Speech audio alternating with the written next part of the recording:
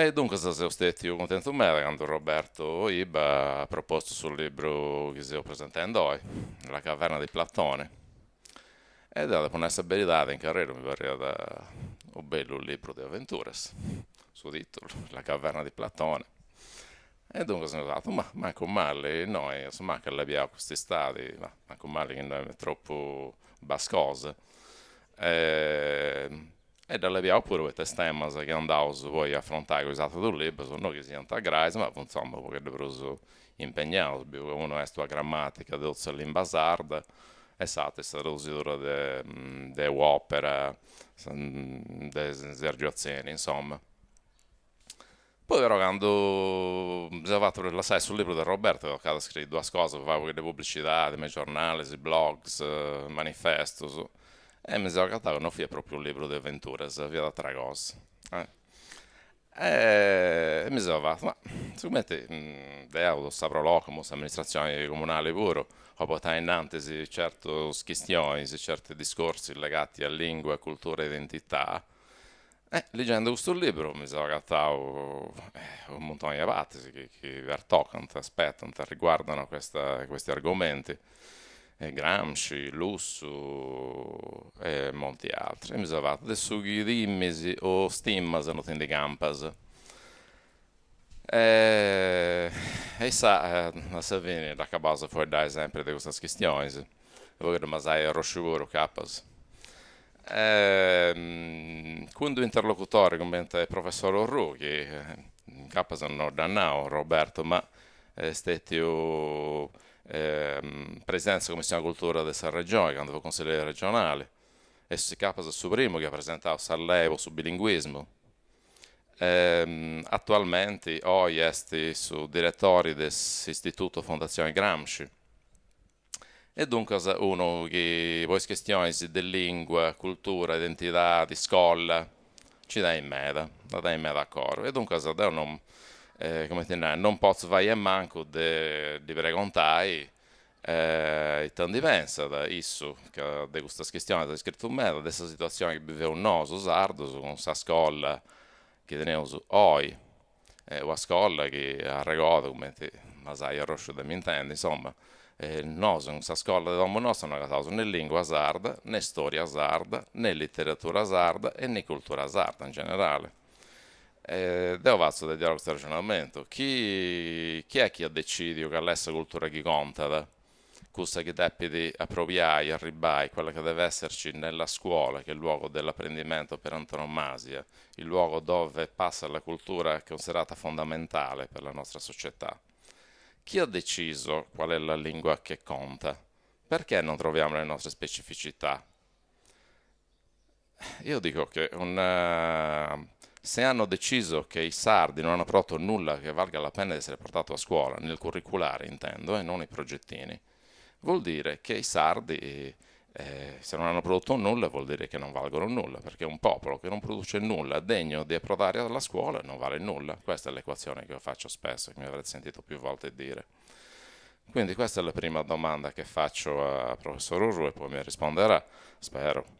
Non si esimerà certamente dal farlo. Io dico che questo davvero è una cosa che ha sa dell'incredibile, questa cosa qua, perché effettivamente i nostri figli, certamente l'autostima non viene loro insegnata, perché il messaggio che passa è quello che i sardi non hanno prodotto nulla di degno dell'entrare a scuola, non è proprio una cosa buona. Eppure noi abbiamo lo Statuto Speciale, articolo 5, andiamocelo a vedere, dice chiaramente che noi, che la Regione Sardegna può integrare con le sue specificità culturali quello che è il programma scolastico. Non l'ha mai fatto, non ha mai, come dire, fatto proprio questo articolo.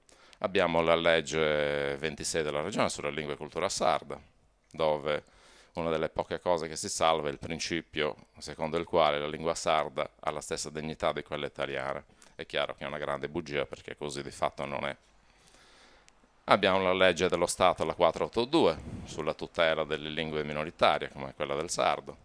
Abbiamo il decreto ministeriale 234 del 2000 che permette alla scuola, nella sua totale autonomia, di utilizzare il 20% dell'orario scolastico come meglio crede. Nonostante tutte queste belle leggi, tutti questi principi, noi a scuola, i sardi, nella scuola di casa loro, non esistono. Possibile che la regione non sia mai messa in testa di poter integrare davvero questa gravissima mancanza? È solo capace di fare i librettini, i libretti contro il fuoco? Io questo mi chiedo. Certo, devo dire, il responsabile è la politica, non è la classe dei docenti che devono adeguarsi a quello che è il programma curriculare, questo ci tengo sempre a dirlo. La mancanza è tutta e solamente politica.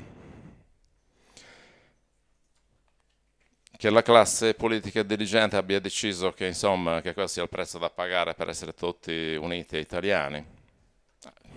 Forse. Ma io non credo che uno debba scegliere tra essere sardi e italiani.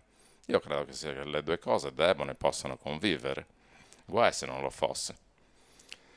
E quindi, per Bordesagaia Cruz, insomma, viu che voi, insomma, sul libro si legge in TV sicuramente autogoverno di un'Italia plurale, in un'Europa dei popoli, federalismo, la questione delle lingue i cui fondamenti coincidono con quelli dell'intera questione sarda, e ne sono pienamente convinto di questo.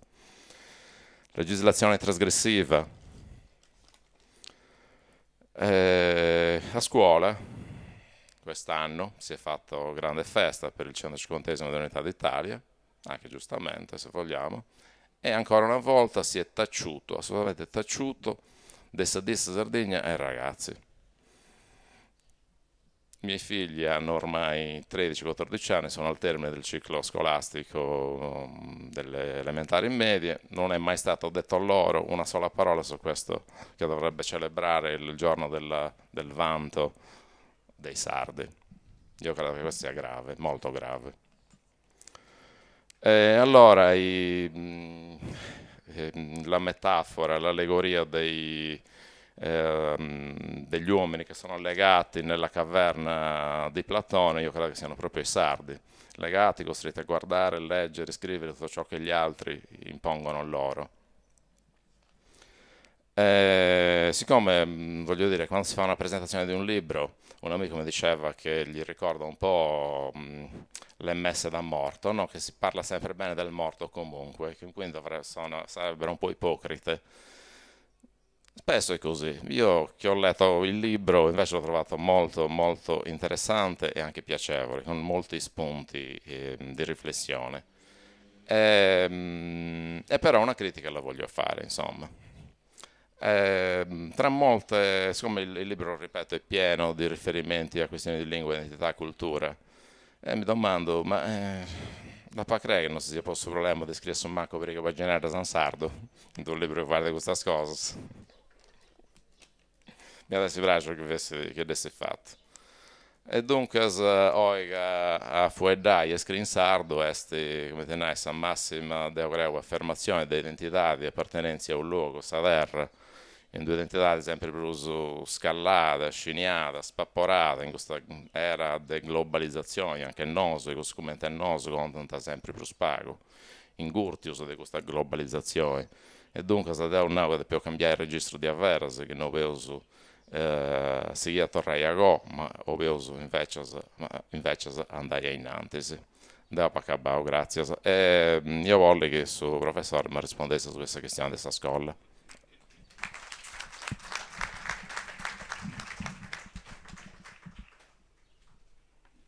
Rispondiamo adesso se non ci sono altri interventi subito.